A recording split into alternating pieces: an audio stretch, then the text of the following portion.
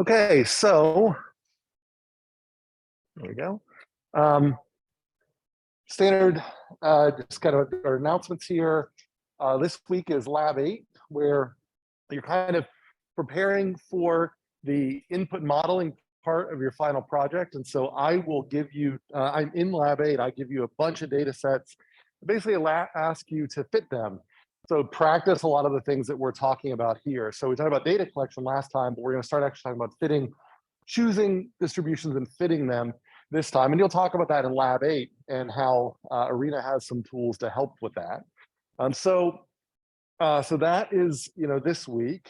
And then next week, we've got an open lab, which basically means there's no lab, but instead you can use that time to work with your group to work on gathering data or fitting data or writing this input modeling report, which will be due basically in place of a lab report for that week. Then after that, there's labs 9 and 10. They're on our regular schedule. And then we have, I think, 2 open weeks that we leave open. Don't bother you with labs. So you have plenty of time to keep working on your final project. So the final project, information's online. There's general description. There's the structure of the report, which is 4 pages long with specific sections. There's the presentation information, 10 minutes long. Basic idea, pick a system that you would like to model from the real world. If you're needing help coming up with ideas, recommend taking a look at chapter 9 of your textbook and exercises 1 through 5. There's some good ideas there, just to get you thinking. You don't have to pick from one of those. This is a group project, so you have to pick these teams of nominally 4, but maybe groups of 3. But if you choose a group of 3, I might end up having to augment members of your group just to make the numbers work out.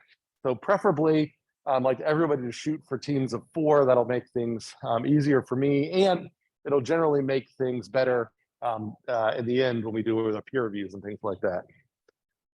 So the first deliverable is actually this week, technically due Friday to Canvas, and it's just a list of your team members. Several of you have already submitted this. You've already kind of declared your teams, and I've started to put you into your groups. Every member has to submit this thing, even if another member has already submitted it. So this is one of those ones where I want to make sure that everybody agrees on who's in their group. So that's why everybody has to submit it. If you're having trouble finding members, of course, if you go to the lab period, come to class, that's one option. The other thing is I've provided this Google Drive spreadsheet where you can put your name if you're looking for a team member, or if you have an incomplete team looking to add one, and then just keep going back to that sheet and reaching out to people. Or you can post in Canvas discussions, post on Slack, etc. So if you're having trouble, try to reach out to me ahead of time so that I can help you facilitate that. But hopefully you'll be able to use these resources to help find team members. Other things, ICAs, as usual. We've got this G3 one that's coming up, H, J1, J3, and L, and that's all of the normal ICAs. And then we'll have the last ICA will be a final exam review ICA, just like the midterm exam review ICA. There's a homework. I still haven't released it yet. I didn't have a chance. I had some of my own due dates yesterday that fought for time for me finishing this assignment, but I will have this posted before the next lecture. And that's when it's technically supposed to be released anyway. And then you'll have about 2 weeks to work on this one. It's another one. It's basically 2 problems. It's kind of an extended chi-squared analysis with a hypothetical distribution that is not a uniform, and then there's a power analysis. And so that's how the 2 things will do there. So one of them should feel kind of like review from 380, and then the other one, I think the power analysis will be new. And then, keep thinking about the final projects. Again, form those teams ASAP by Friday. Thanks to those who've already submitted those. By distributing that work out over the week, it makes it a lot easier for me. And then that's pretty much it. So input modeling report is your next week's lab report. So lab 8's lab report due this upcoming Sunday is lab 8. Then the Sunday after that, that's your input modeling report. So this week, do lab 8 and form your teams. Next week, start working on your input modeling report. And the format for that is posted online. All right, so any questions about any of that?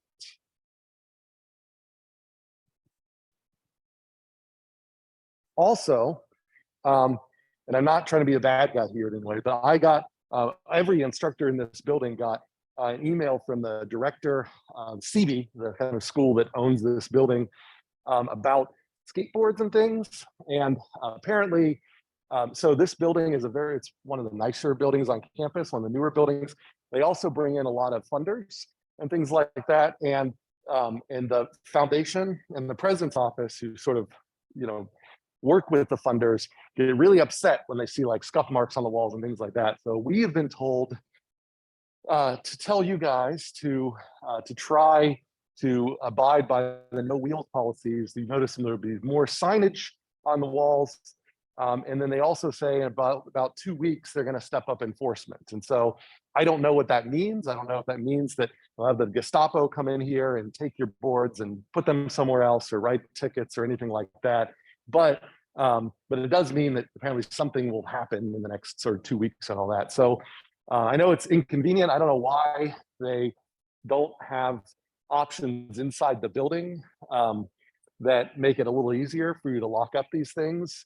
But they do claim that they feel very confident about, the safety. So I guess part of the enforcement will also be patrolling areas where you might, things might get stolen. But anyways, not something I want to take a lot of time to talk about, but I need to do my due diligence and tell you that I've been told to tell you that they're really upset about the devices, scooters and otherwise. And so I'm supposed to pass on the word that they are going to be stepping up enforcement soon. So keep that in mind. Okay, so getting back on to other things. So we've been talking about input modeling. Hopefully everybody feels comfortable with this idea that we're picking random variables or processes as the inputs to simulation models. We can have one simulation model like this very simple system down here. Part A arrives at the system, goes to the drilling center and leaves. But if we change the arrival distribution or the service distribution, here you get very different outputs. And that's hopefully something you saw in part 1 of lab 6. Similarly, when you take like 470, you learn about nodes and queuing networks, and you learn that each node, you can have the exact same network, but what if you call a node, an MM1 or a DM1 or a variety of other things, all you're basically doing is changing the input models on that node, and it totally changes the structure of the system. So drawing the system is one thing, but then choosing the models that go into the system is just as important. And that's what we've been talking about here. So for queuing models, the big input models are like inter-arrival times and service times. For supply chain models, there'll be demand distributions and lead times. For reliability problems, there'll be our failure times. And of course, you can combine these things. There can be queuing systems that have machines that fail, in which case you have to import these failure times. So these are sort of the 5 major input models that we mix and match from as we build these networks and these simulations. And then we choose distributions and hopefully model the real world. If the distributions of the input models don't match the real world, no matter how realistic your system looks on a diagram, you'll get outputs which will not be valid.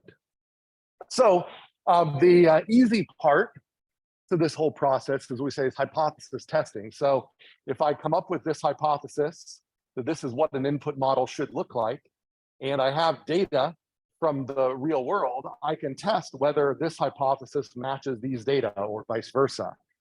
That's like, the chi-squared, ks, etc. The harder part is coming up with what's up top here to begin with. So looking at data, how do I get that up there? And that's what we're talking about in this sort of section. So we talked about how we collect that data last time. So the next step is identifying a distribution to represent the process. And then what we'll talk about next time is choosing the parameters for that distribution and then evaluating how well things fit. So, last time we were talking about when you collect data, and I said that we were going to embellish this example I had where the times it takes to move through a metal detector were kind of bimodal. So let's actually see how we build that system. And it'll give you hopefully an idea of what I mean about choosing the input models is sort of like choosing the structure of input models and how choices of input models can sometimes feed back on your diagram and cause you to iterate on the diagram. So we've got this, it's the same thing I introduced last time, a metal detector. So we've got people or entities, the resource of the metal detector, the activities or the time it takes to pass through the metal detector. I'm just going to float back here and make sure I didn't miss any questions online. Okay.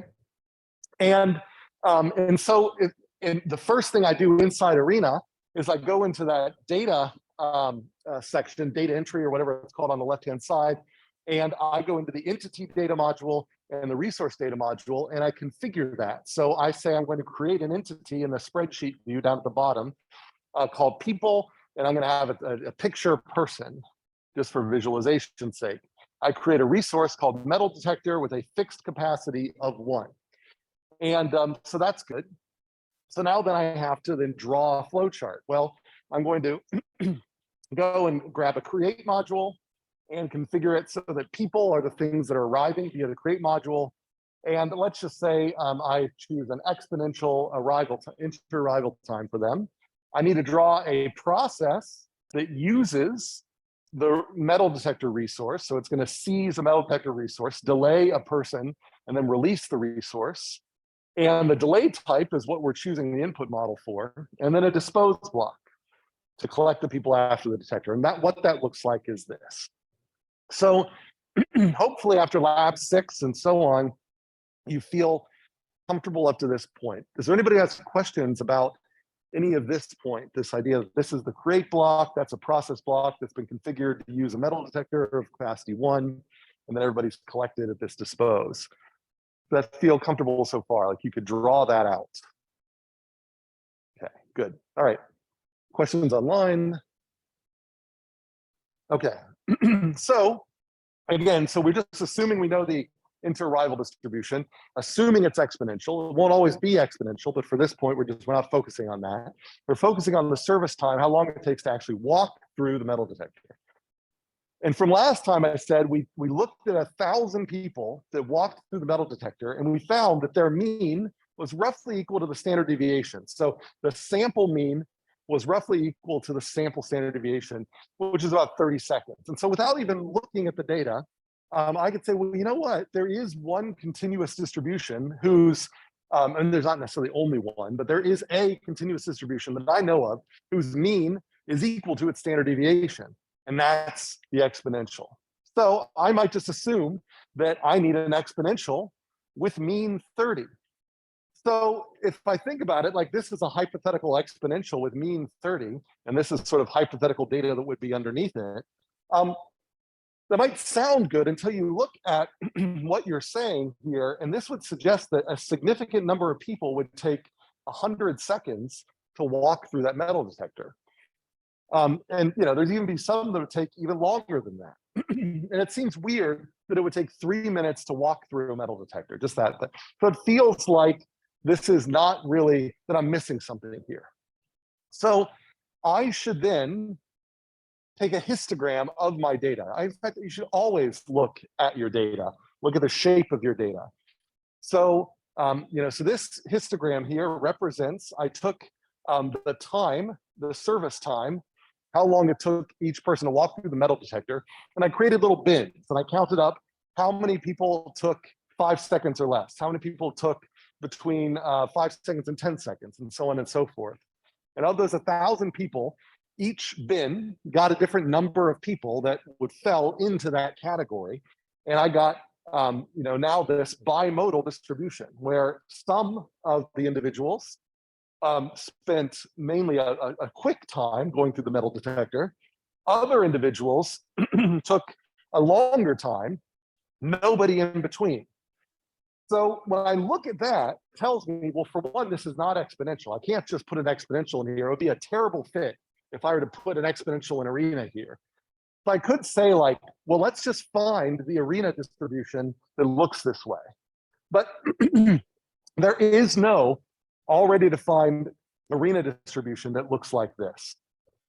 So I could take the inverse CDF approach. I could turn this into a sample cumulative distribution function. I could load it up into the cont function to create a continuous distribution out of it. And that would be one way to do it. And that would allow me to maintain my flowchart as it is. But rather than that should sort of be the last, your last resort. When I look at this, this really tells me that I'm missing system structure, that there is a structure that is dividing people into two groups. One of the groups, which is over here, the other group that is here. And if I modify my flow chart to include that division process and those two separate things, then it's going to be much easier for me to model the thing on the left separately from the thing on the right. And those are things that actually will be in ARENA. So I look at my histogram, I look at my CDF. The CDF has a big flat spot in between. That corresponds to this empty spot here. So it's got two rising areas that also tell me that it's a bimodal distribution.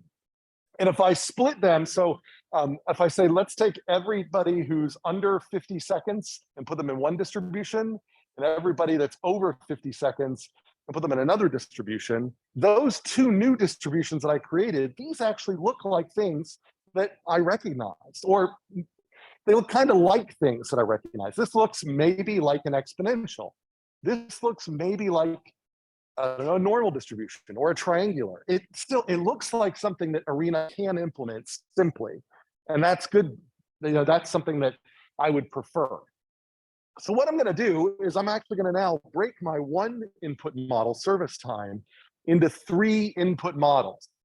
I have a long passage time input model. Those are maybe the individuals who triggered the detector and required extra screening. A short passage time distribution. Those are the ones who walked through the detector, didn't trigger it, and could go along their way. And then a probability of who's in which group. So probability of triggering the detector. So I now need to go to my flow chart and I need to add a decision block for this probability. And I need to make sure I have two pathways, one for the long passage time pathway, the other for the short passage time pathway. So I go back into ARENA, I go to flowchart, I create a two-way by chance decide module, and that probability is going to go in there as that chance. And I create a separate process with a seize delay release on that metal detector resource, and then another dispose. And so what that looks like is this thing here. Everybody arrives in the same place. Those who are the unlucky ones who are going to trigger detection, they are going to go through a process of the metal detector and getting checked. It's a little bit unrealistic because this process is going to seize the metal detector for that whole time. But for now, we're just going to be okay with that. And then they get disposed. Otherwise, most people go down through the bottom one here. They don't flag the metal detector, and they'll just go through and be delayed by however long it takes to just walk through a metal detector without getting stopped.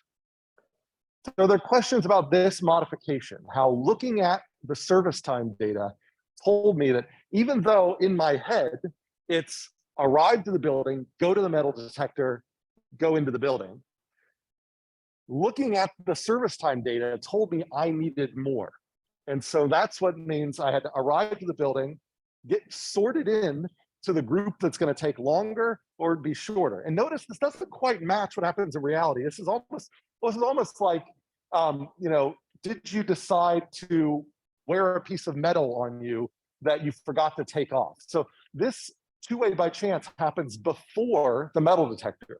You might in your head think I passed through the metal detector and then the two-way by chance happens. But the way I've coded it here, I've kind of flipped those. So it's almost like, are you someone who takes long in the metal detector or are you someone who takes short in the metal detector?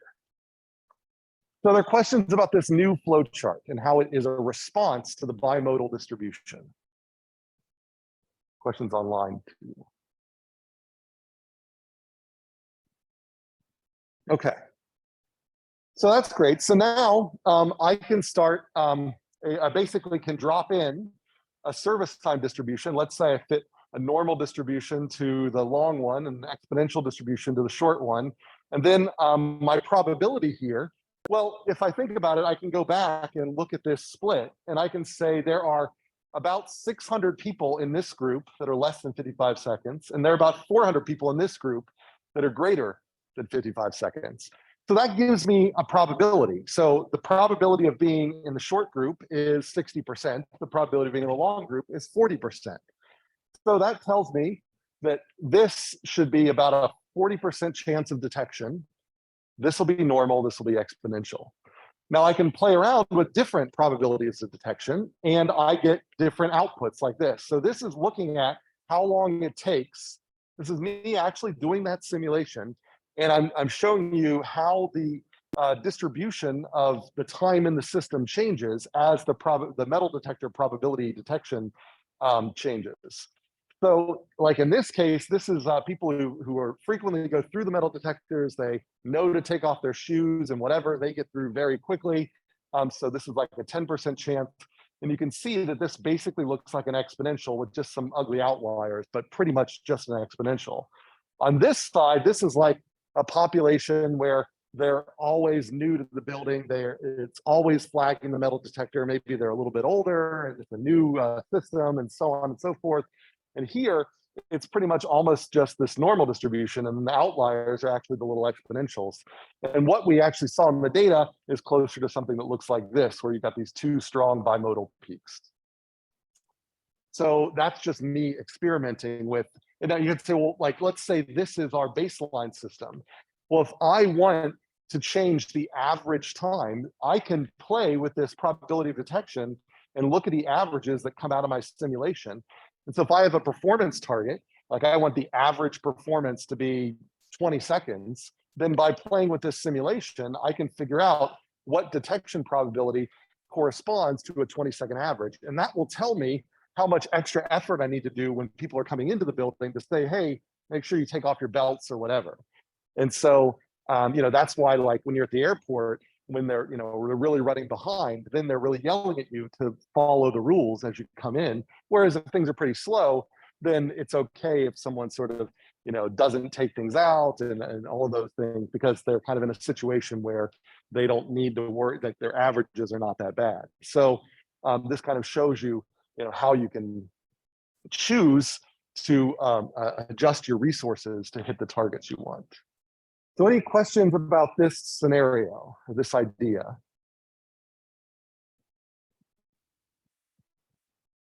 Okay.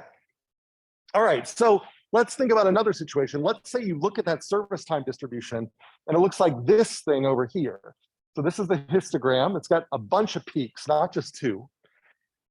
And if you look at its cumulative distribution function, it's got a bunch of these little steps. And so it's got a bunch of rising steps here. Now, a lot of times when we see rising steps in a CDF or a bunch of peaks in a histogram, we think it might be discrete data, but we know that this isn't discrete data just by the physicality of the service time. Like, it doesn't make sense that it would be discrete data here. Now I can take off this early portion and separate out those who were like less than 20 seconds or more than 20 seconds. And that kind of looks like an exponential I could probably fit. About 580 people fit into this group, but the other 420 still have got a bunch of different peaks. Now, does anybody have any thoughts about, like, so this indicates to me that I probably need to change my model of the system, my flow chart, to reflect something else that's going on. Does anybody have any ideas of what else might be going on in the process, in the logic, that could generate these strong extra peaks? Any thoughts from based on your own experience of walking through metal detectors and so on? Yeah. So what's one hypothesis? Maybe this is randomly chosen for extra search. But if it was just random choice for extra search, then it seems to me like I might have more of the bimodal. Like I'd have those who, or maybe trimodal, because I might have those who are randomly chosen for extra search but don't take that much time, those who are flagged for search by the metal detector and take a lot of time, and then everybody else. And so maybe there's tri, but here I've got like a bunch of extra modes. So what it seems like I need something else more complex to generate that.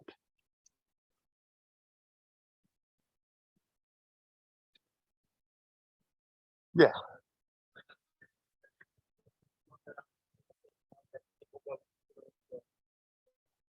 So that's kind of an interesting question. Is it like, is there a feedback between the number of individuals who've gotten flagged downstream and how they slow things up kind of upstream? And that probably can happen. That isn't necessarily but we'd have to sort of say, why would we expect there to create these kind of, like, I mean, when I look at this histogram, this is saying that there's a group of people that take about 4 seconds to go through. And it's like these separate discrete groups where this group takes, I don't know, 60 seconds. This group takes an average of 120. This one takes an average of 180. This one's 240. So it's this discrete grouping. They're all separated by 60, where I feel like if there were some other things like that happening, it would be more like there'd be an exponential that'd be kind of wibbled out, like it'd be stretched out in some funny way. But I have to think of what process could create discrete groups. Well, I mean, but so that's kind of pushing it down. You could say, well, yeah, it could just be that there's all of the fast people arrive at once, and all of the, or for some reason, there's fast people, there's slightly slower people, there's even slower people, there's even slower people, but why would be separated by just 60 seconds? Like, it just seems like there's something else there.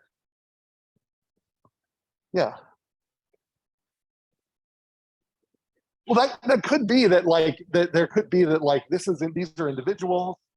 This is families of 2, families of 3, families of 4. And at that point, we're like, well, maybe every time you add a family member, you add 60 seconds. And it seems weird that, like, a family member would add exactly 60 seconds. So these are all great ideas. And before, I don't want to say anything wrong, we could implement all of these ideas and we'll run our simulation. And if our sim did not generate something that looked, I'll go back to like this, then we would reject our hypothesis. So we would say, yeah, it might be these different family types, but then we find that it's really unlikely that I could come up with a distribution of families that would give me exactly this, and so on and so forth. And so I could go and investigate that. So what I did when I generated this model is I thought about people who returned to the metal detector and had to get scanned again and had the possibility of getting flagged yet again. So when I zoom in on these peaks, I see that if I look at a peak at average of 60 and I look at a peak at average around 180, they both look like roughly the same distribution, like something that looks kind of normal or triangular, but just shifted up. This one has fewer individuals in it, like it's only got 45 individuals versus 253, so that's why it looks kind of ugly, but the shape is roughly the same. So to me, when I look at this, I think, well, this is like a single process that some people go through once, other people go through twice, other people go through 3 times. And that to me suggested, well, maybe that I can actually get that by saying people arrive, they go through a metal detector. If they don't get a detection, they leave. So now I've got the decide block after the metal detector. But if they did get a detection, they get extra checking. So that's, pat downs or whatever. So that's a different resource. So we've got the metal detector resource here and the agent who's doing the pat downs here. And then they go back through the metal detector just to see if, that fixed it. And it may be that they get flagged again, get another pat down and go back through, and so on and so forth. And if I do that, then I actually get this distribution here. So what we're seeing here appears to be, there's like a roughly, each one of these kind of normal shaped peaks represents that kind of pat down time. And so it's kind of like it takes, the reason there's a gap here is it very rarely takes less than 50 seconds to pat someone down. It almost never takes more than 80 seconds to pat someone down, and it often takes about 60 seconds. So what you're seeing here is you're seeing individuals that go straight through the metal detector, individuals that get patted down once, individuals that get patted down twice, 3 times, 4 times, and so on. So that's at least how I generated these data, is by having individuals being able to recycle through the system. And that recycling is why we saw the same distribution kind of show up in copies and multiple modes down the line. Now, that's not the most realistic model. It should be that every time you get checked, it should probably change the probability of detection to be lower. And we could build that into this model, where we could keep track of how many times they've gone through, and based on that, change the probability so that it goes down as the number of checks goes up. And then we'd have to figure out what that relationship is in the real world. And that would change this distribution so that maybe it didn't look like exactly the same hump at every single mode. But just trying to use that as a simple example of how we can try to use shapes of distributions to suggest to us things that might be going on. And when I see consistent gaps like this, it tells me in my head, is there a process that's being repeatedly used in a system? And if I can come up with that, then maybe if I can figure out how to cycle things through that process over and over again, I can come up with an explanation for where this comes from. And maybe it just takes me like, when I gathered my data, I just forgot about that. And now that I looked at these data, I go back to the source and I see that people are cycling through. And once I account for them cycling, I can explain this. And now I know what to build in my system. All right, so are there questions about that general idea of trying to help the data guide your flowchart decisions as well?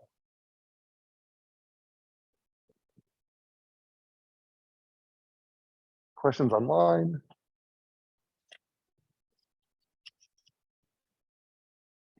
Okay.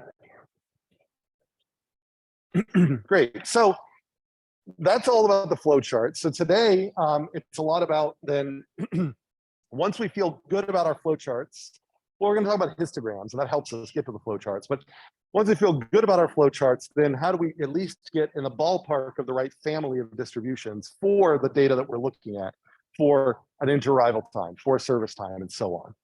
And a big central part of that is the histogram.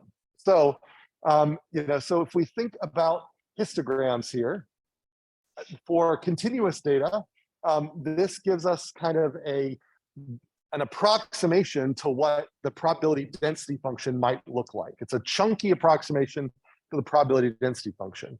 Those of you who go on and take some data science courses will learn about something called kernel density estimation. That is a smoother version of a histogram that tries to smooth out those humps so you get a better idea of the probability density distribution function. For discrete data, this is also kind of a histogram is sort of an approximation, but it's a little bit closer to approximation because the probability mass function is already kind of chunky. And so for discrete data, the histogram is really meant to approximate the probabilities of each outcome.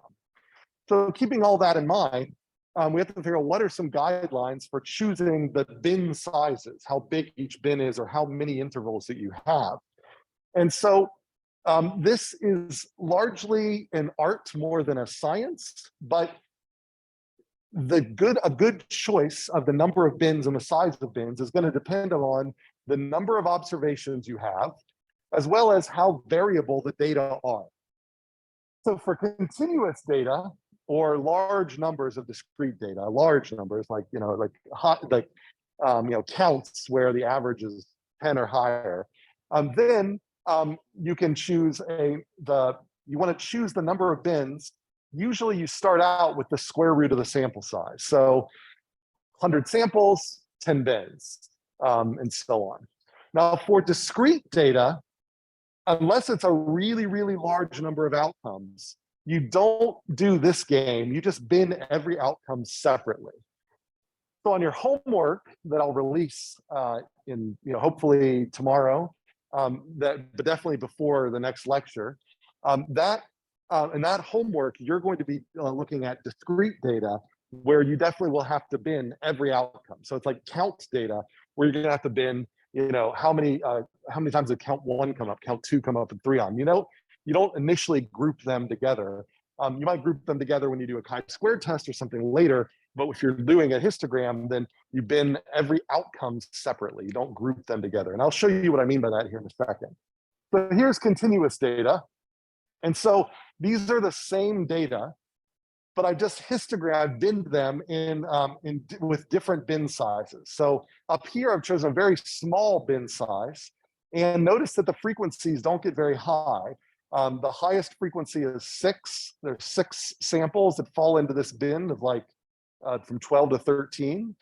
But most of them are down here with only 1 observation or 2 inside those bins. That's a bad size because at the point where, like, the whole point of a histogram is to change data encoded in sort of time, sort of like samples, numbers of samples, to space. Like, you want to be able to get an idea of shape out. But once you've got only like one observation in every bin, the bins are just your observations. And so you may as well just plotted them around a real number line, because you're not going to be able to see what the shape is. But you can go too far. Like here, you've gotten only 3 bins here. And this, it's hard to tell the difference between this and like a uniform distribution. If I only went down to 2 bins, it would look almost totally flat. And then every data distribution, if you only choose 1 bin, is going to look uniform, because you lose all information about how things are distributed inside the bin. So this one down here looks kind of perfect to me, because every bin has got a good representation. It's got clear shape. So now I can definitely tell that there's a few outcomes in the middle that are much more prominent than the outcomes on the side. So that tells me that this is probably a good choice. But like, I'm not saying there is one perfect choice. There are probably several choices that are going to give you this idea here. And you have to kind of play around with bin sizes to find it. And it's going to be variable. So not every time you take 1,000 samples, you'll use 100 or 50 or whatever bin. You're going to have to play with that based on the particular data that you have. So to me, this is the best choice, but you kind of have to look at it to see it. Now, if we instead looked at discrete data, like these data here, so by discrete data, I mean, these are the outcomes, arrivals per period, 0, 1, all the way up through 11, and frequency. So 0 of the periods had 12 arrivals, or sorry, I guess I'm going to say that there was 12 periods that had 0 arrivals. There were 10 periods that had 1 arrival, 19 periods that had 2 arrivals, and so on. And so you might think, well, I might want to group together 10 and 11 or whatever, but when they're discrete outcomes, I really want to see the probability. I want to get an estimate of the probability per outcome. So with this discrete data, the histograms are going to, the bins are just going to be set by the outcomes themselves. And if you can't see a shape, there might not be a shape there, but at least you can estimate the probability per outcome. And that in itself will be the thing that you'll end up putting into ARENA with the disk function. So can anybody guess that what this distribution might be? It's sort of a skewed distribution. It kind of starts low, kind of peaks up at its mean, and then has a long tail off this way, and apparently describes count data. What's a common count distribution of the discrete distributions? Chi-squared is a test for count data, but that's good. I definitely want everybody to have that. When you think count, I want you to first think on statistical. If I say count test, you should think chi-squared. But if I say count distribution, you should think this distribution. So what distribution is like the count distribution? There are a bunch of distributions that count things, but it's like the generic, like if you got no other distribution, this is a distribution you typically use to represent counts of events. Poisson. So yeah, that's what I would say. This is what a Poisson distribution looks like. With a high number of counts, it gets symmetric because of the central limit theorem. Every count distribution gets symmetric because of the central limit theorem with high averages. But with low averages, it looks kind of asymmetric, where it typically ramps up and then comes back down. So that's a Poisson. All right, so once you once you've looked at your histogram, so here I kind of guessed that it was Poisson, and here I could guess something else. Ideally, I would like to fit a distribution that ARENA has available to it. It's just easier on me. So if you go into the expression builder in ARENA, so anywhere where there's an expression that you can type something in, you right click and you go down to build expression, this thing will pop up. And it has a category of random distributions. And these are all the distributions that if you click on them, it pops up parameters and you put those in and you're done. And so ideally, you've got, this is kind of a large enough vocabulary that allows you to cover most continuous and discrete distributions that you'll run into. So hopefully you find one of these that works well for you. So, but when you choose them, you should think about, the physical properties, for example, discrete or continuous. So even if the histogram looks like it matches up, if it's a discrete distribution and these are continuous data, it's probably a bad choice. Is it bounded? That's kind of a big thing there. We're going to learn that there's this input modeling tool that you'll learn how to use in Lab 8 in ARENA, and it will often fit bounded continuous distributions like the beta distribution, beta. Up here, the beta distribution's got a key feature that it's bounded from below and above, but it's very flexible in between its bounds. Now, if you have continuous data that are bounded from below and above, beta is great. But if it just happens to fit a beta distribution, but you know it's possible for you to have outcomes that are well outside of the outcomes that you happen to sample this time around, don't choose a beta distribution, because ARENA will not generate anything outside the range of the beta distribution. So that's kind of the big thing. Discrete or continuous, bounded. Are there other features you know of? Is it memoryless? That suggests maybe it's an exponential or a geometric if it's discrete. Is it an additive process? Well, then maybe it should look like something more like a normal distribution or some relative of a normal distribution. Is it correlated with other processes in the system? Is the service time related to a service time upstream of that? So is a downstream process related to some already drawn random variable upstream? And you want to make sure those are there. Those are really important things. And then, of course, then the shape of the histogram. Those things together should guide your choice. So our goal is not to find the perfect distribution, it's to find a good approximation for a complicated process. You will always find the distributions you choose will always only explain a fraction of the variance in your data, but that's okay, because there's going to be some variance that you just leave out because it would make the model too complicated and wouldn't give you a lot more ability to analyze the system.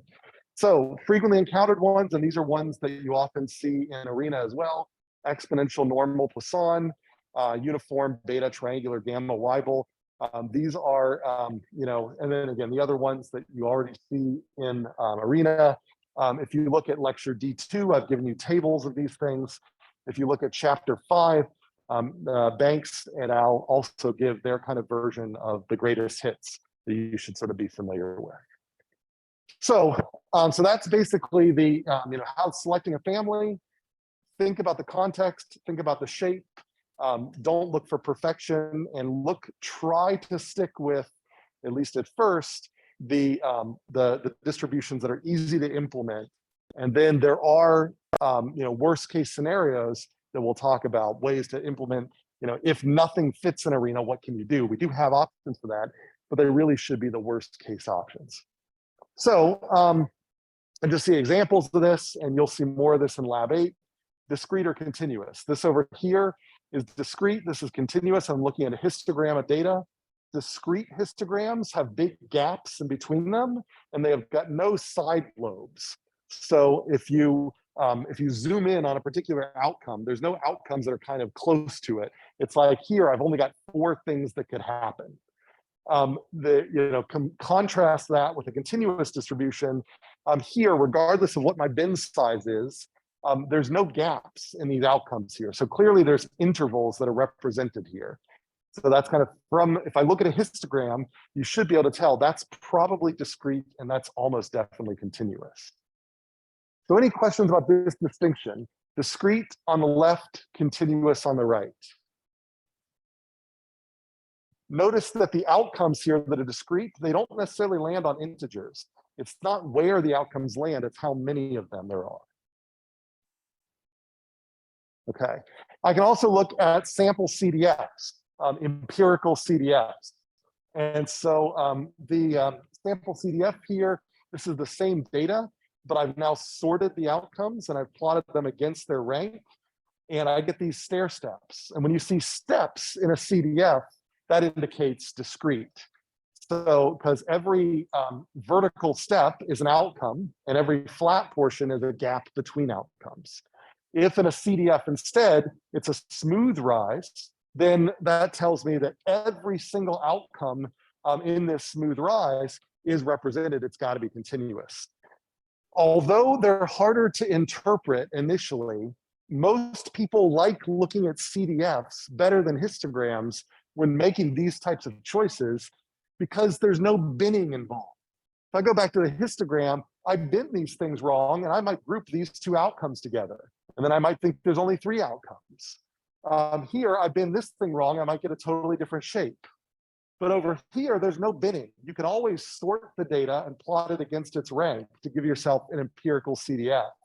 And if you can recognize CDFs, then there's no, like, you don't have to worry that the binning is going to lead you down the wrong distribution or another.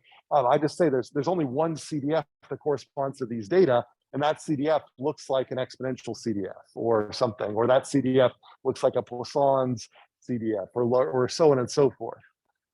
Likewise here, in the stair-step version, I can learn to read that the relative height of each one of these steps is related to the probability here. So this outcome 3 is much higher probability than this outcome, which is like 5.5, which is higher probability than this outcome, which is 6 point something. And there's an intermediate probability down here at 2. If I go back to the histogram, the heights of the histograms match what I just said there. So these histogram heights are basically the heights of these vertical steps in the sample CDF. So any questions about that? That's what I mean by sample CDFs, or looking for discrete versus continuous in a CDF.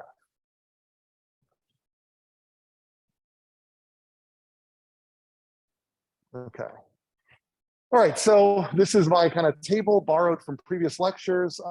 But I added down here a data-driven last resort. We talked about this just before the midterm.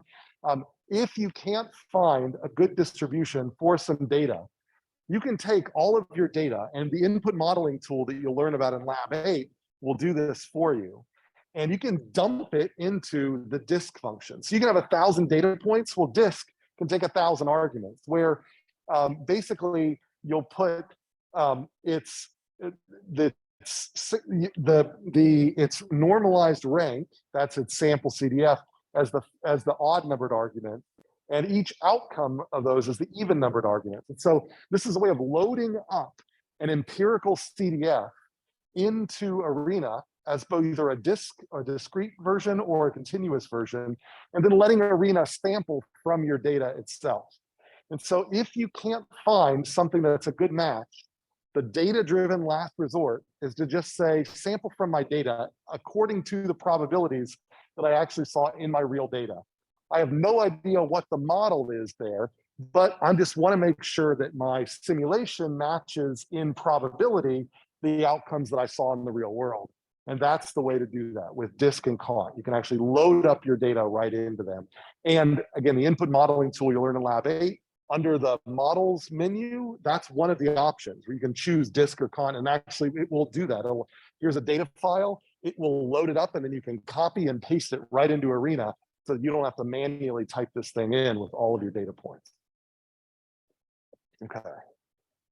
So questions about any of this?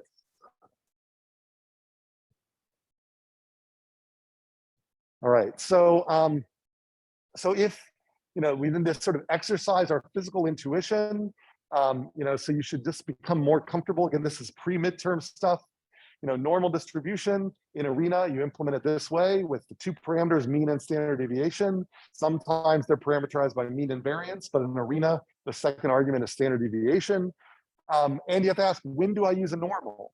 Well, you have to go back and say, well, what are the interesting features of a normal? Well, it's symmetric. What's the physical basis? It is typically an additive process by the central limit theorem. Why use this distribution? Well, if you've given me a mean and a standard deviation and nothing else, and it's unbounded, this is the least unbiased distribution. So that's kind of what I've said here. So if somebody comes at you and they say, this process has an average waiting time of 20 seconds, so the standard deviation of 2 seconds, then, and that's all they tell you, it's just good to just choose a normal. That's the best thing for that. If they tell you it's like an average of 1 second with a standard deviation of 40, don't choose a normal, because then a lot of your outcomes will be negative. And so you're going to say, I'm going to need more information. I'm going to need to know about the skew of that distribution. Can you show me data on those waiting times? But if they don't have that data and they've given you a mean and standard deviation, which bound it way above the negatives, then just use a normal. Without any other info, it's a good one to go towards. Similarly with an exponential, if they just give you a mean then that's the good one to choose. But you have to know that it's going to give you values from 0 to infinity. It won't give you any negatives, and it'll give you potentially large values. Maybe that's good, maybe that's bad. It's also got the memoryless property. So if you're modeling the waiting time at a bus stop, it's a bad one to choose, because definitely waiting at a bus stop is not memoryless.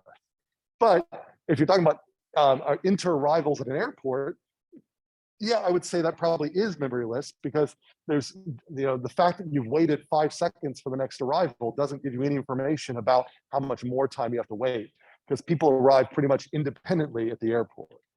So that's kind of what I'm summarizing here. If somebody gives you a mean and nothing else, except saying it's non-negative, excellent distribution to choose. It's always positive, it's memoryless, it's sort of the constant failure rate distribution, and so on.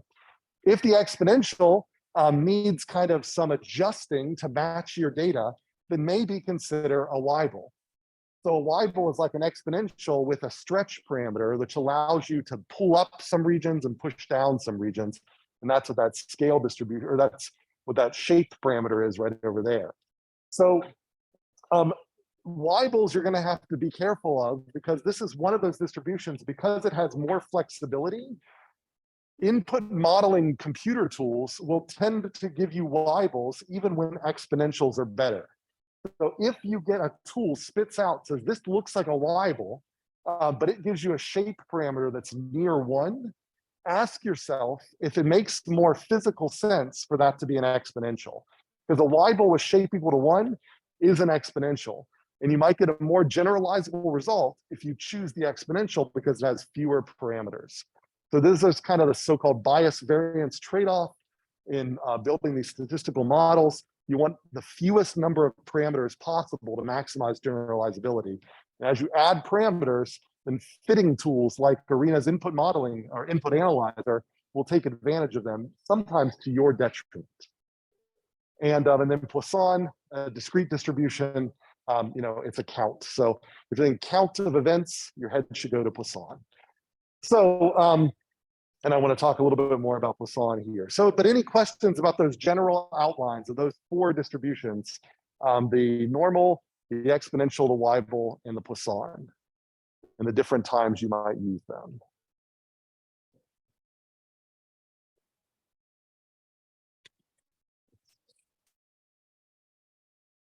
Okay. All right, so as you start taking data for your final project, almost definitely you're going to have to deal with inter-arrival times. And it can be, although modern tools make it easier, a real pain to measure every inter-arrival time. It's much easier to count. So rather than having someone sit there, now again, now we have cell phones and tablets, and so every time somebody walks in, you can log it and say there's an arrival now, and all of that can be logged, and then later you can calculate the inter-arrival time. So this advice I'm about to give is getting a little more outdated now that our data logging tools that we carry around in our own pockets are so much better. But if you find yourself like with just a pencil and a piece of paper keeping track of arrivals or whatever, it's a pain to write down times. And it's much easier to say, how many people arrived in this 10 minutes? How many people arrived in this 10 minutes? How many people arrived in this 10 minutes? And then use the count of arrivals to back out the exponential arrival rate. And that's what I'm emphasizing here, and what I'm going to show in this next example here, is that the mean number of arrivals per interval is equal to the exponential arrival rate associated with them times the interval length. So if you constantly count it, if there's an average of 10 arrivals per 10 minutes, that corresponds to an exponential arrival rate of 1 arrival per minute. So 1 arrival per minute times 10 minutes gives me my 10 arrivals per 10 minutes. So this is kind of the idea here. Poisson distribution, it takes this average number of arrivals per interval. If you look at this distribution, it's roughly where the center of mass is. So it's real easy. If you look at a Poisson distribution, you can take the average, and that's actually the best estimate of this parameter.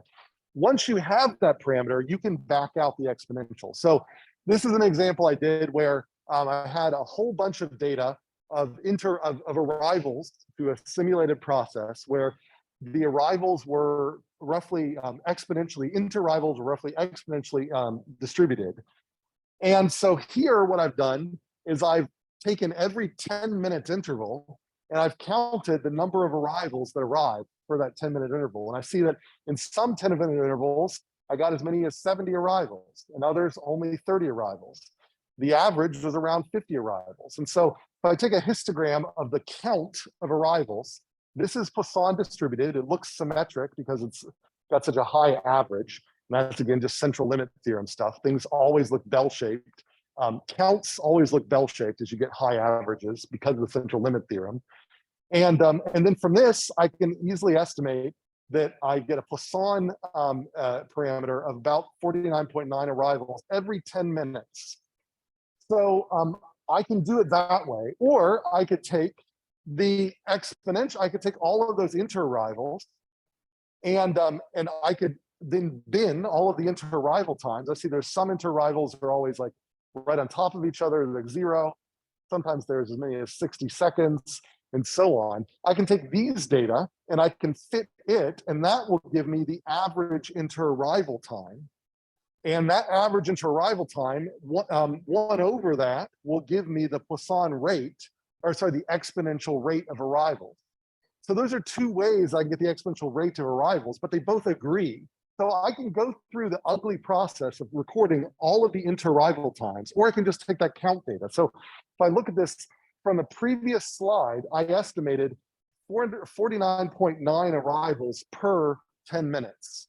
Well, if I divide 49.9 by 600, where 600 is the number of seconds in 10 minutes, I get 0.08 arrivals per second.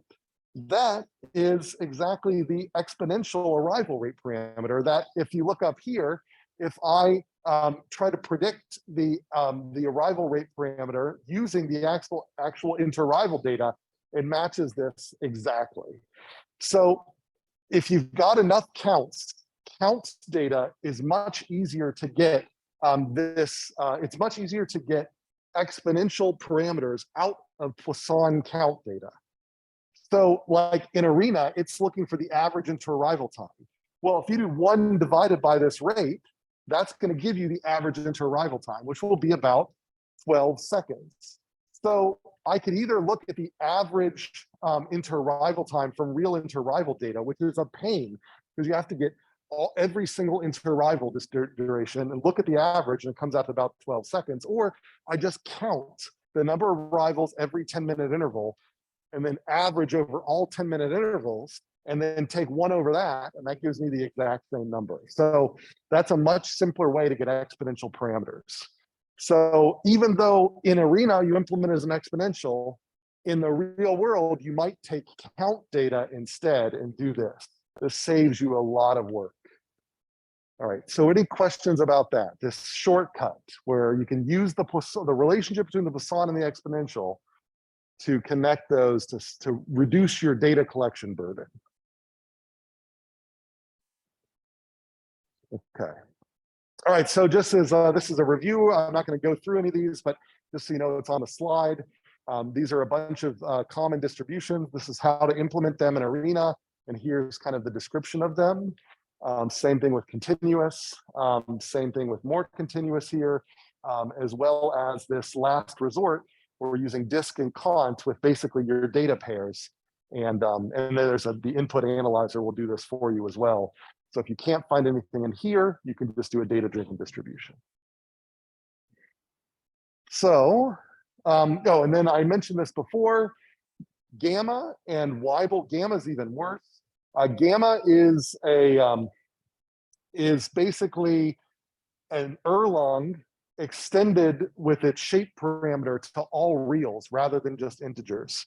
This is an option that the input analyzer in ARENA will fit for you. And it is so flexible that things that are Weibel, things that are exponential, they're all going to get snapped to a gamma fit.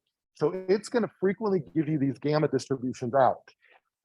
And that's just because they technically will have a better fit, but they require more parameters to get that better fit. And you can overfit your data.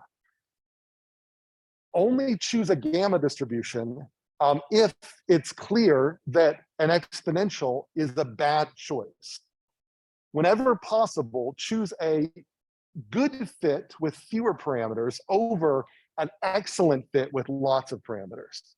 So the gamma distribution has one more parameter than the exponential. If we go to the exponential's got one parameter.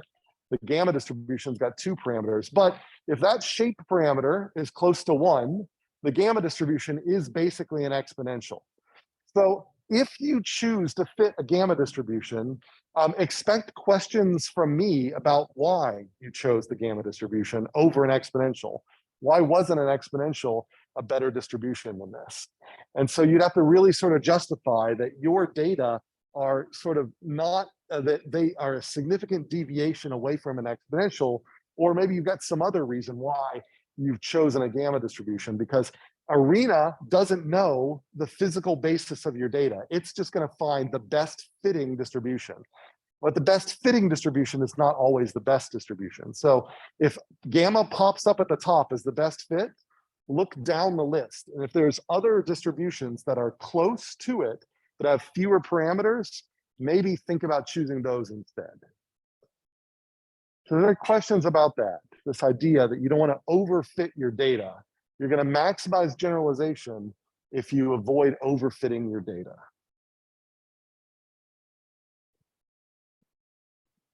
Okay, so that's all I'm sort of saying here. Be prepared to justify a gamma because an exponential or even an Erlang, like, if a gamma distribution has a shape parameter of 5.1, that could be identical to an Erlang with a shape parameter of 5. So just because it's fit this, you got a slightly better fit for your particular data, it might generalize better if you use the simpler distribution, the Erlang. Okay.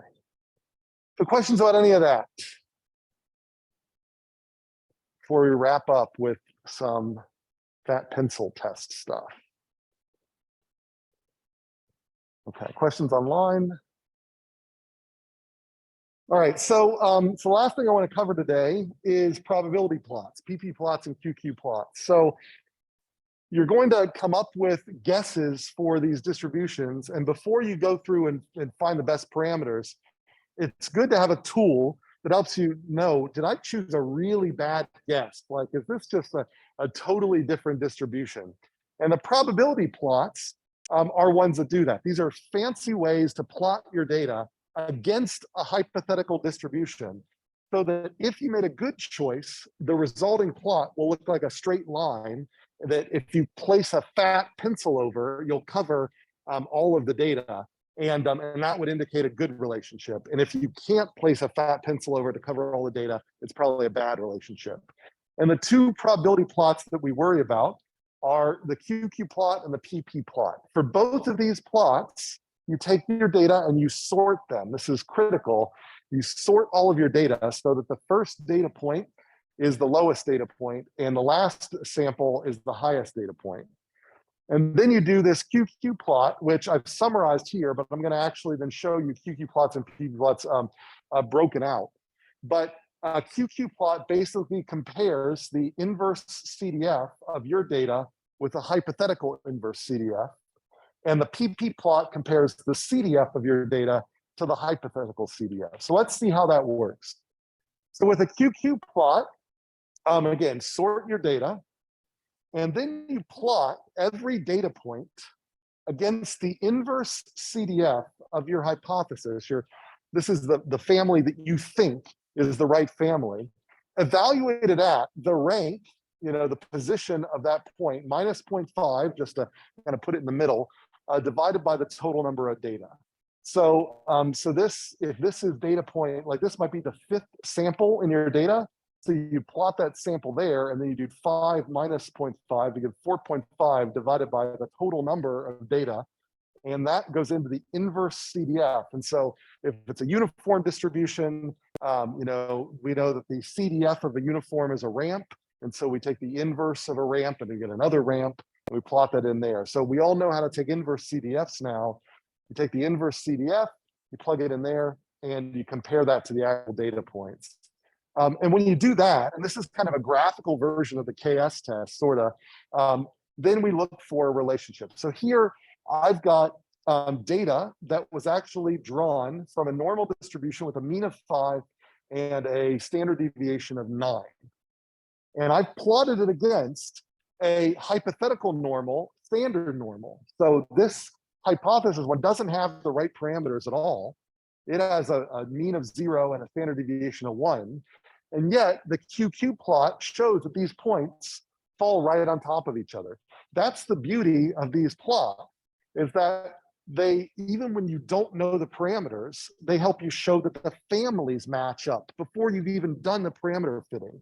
So I've got data that has totally different parameters in the hypothesis, but I can tell that the family seems to fit. It kind of gets rid of the parameter influence, so I can just compare family of the data to family of the hypothesis. And because it's a straight line, then that's a good one. Now, instead, I could have taken data from an exponential. So let's say I sampled data that really was from an exponential, but I'm comparing it to a normal. So now I've done a QQ plot where my hypothetical distribution is a normal. So I look at the inverse CDF of a normal to get this. And this is not a line at all. This is sort of, it's far under the line on the left. It's far under the line on the right. It's kind of rising, but then slows down here. And so that tells me that I can't place a fat pencil down this line to cover it. It's a bad choice. So that's kind of the two contrasts here. And there are rules. When you look at these QQ plots, they tell you how to move towards other families. So like if all but a few points fall on a line, they're just outliers, and that family's probably good.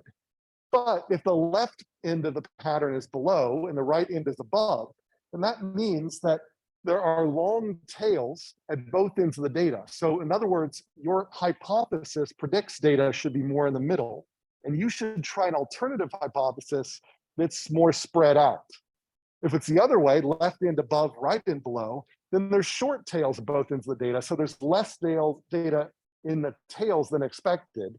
So your hypothetical data, it would predict less data in the tails than you see in your real data. So you need to move the hypothetical one that puts more of the data toward where it is in this distribution. If I go back to this example here, where it starts low and rises quickly and then kind of stops rising as fast, that's this one down here, curved pattern with slope decreasing from left to right. Data is relatively skewed to the right, more extreme values on the right. That makes a lot of sense, because if I look back here, these data actually came from an exponential. That was the unknown. I tried to fit them to a normal distribution. Now we know an exponential has got a whole bunch of right skew. It has a bunch of data represented to the right of the mean. And the normal is symmetric. So this is telling me that I need a more skewed distribution than the normal, and I want something with right skew. That's what this tells me. So if I didn't know that I took the data from an exponential, as you normally won't know, then this tells me that the next family I should try should be one that gives me right skew, whereas the normal gives me no skew, and so on and so forth. And so there's these general QQ rules help you choose these families and reflect upon the choices you've already made. Now, once you've done a QQ plot, you can tune your choice using a PP plot. And this looks really similar. You sort the data just like before, but you plot a little bit differently. Now you're plotting the rank, minus 0.5, then normalized, against the CDF, not the inverse CDF, evaluated at the sample point. So if this is the 5th sample point, I'll plug in the sample here, and I'll plug in 5 here. And if this is taken from 100 data points, then n would be equal to 100. And that there compares effectively the empirical CDF against the real CDF. And I look for departures. So if I look at this example here, the histogram is a gamma distribution with parameters 10 and 5. The red line is that gamma distribution, which is the right distribution. The dashed green line is a normal distribution with a mean of 50 and a standard deviation of 15.8. On the histogram, I can't tell which hypothetical distribution is better. Now, if I look at the QQ plot, I also can't tell. The QQ plot here, the green dots or the green crosses, I guess, are the normal distribution. The red dots are the gamma distribution. They both look like they'd be covered by a fat pencil. So the QQ plot doesn't really help me discriminate. But then when I look at the PP plot, then the green line that's hanging under the line here, that is the normal distribution, whereas the red gamma that's right on the one-to-one line, that sort of follows right up against that. So that tells me that the gamma distribution is much better.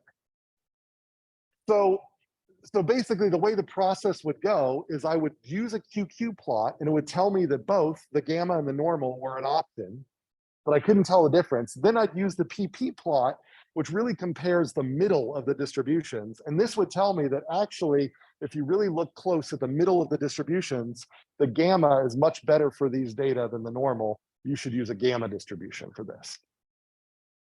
And so that's kind of what I'm summarizing here. So look for lines in QQ plots, and that sort of, and then from those, that can point you from one distribution family to another.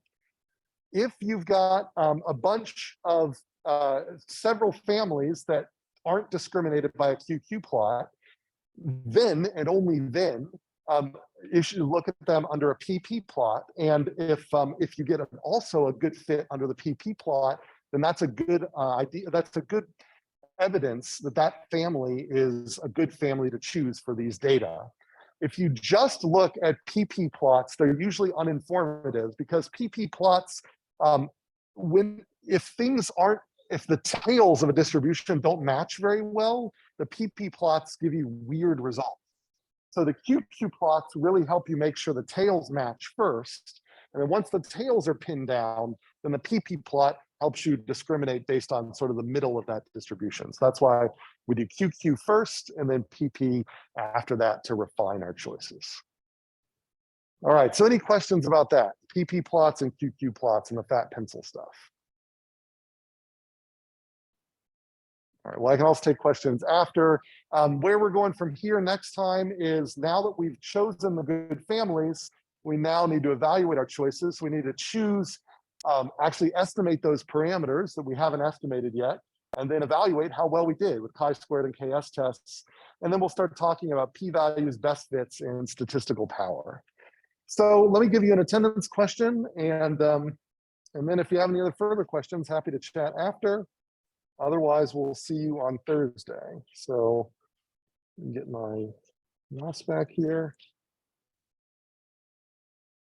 And the attendance question I'll give you today is, what do you do first, a QQ plot or a PP plot? Which comes first, QQ or PP in the process? And otherwise, that's all I got for you. So I hope you have a good week.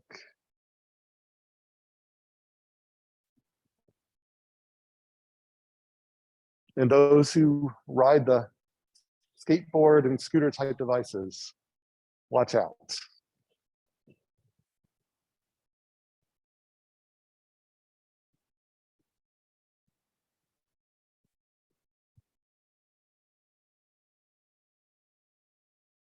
Any questions left online?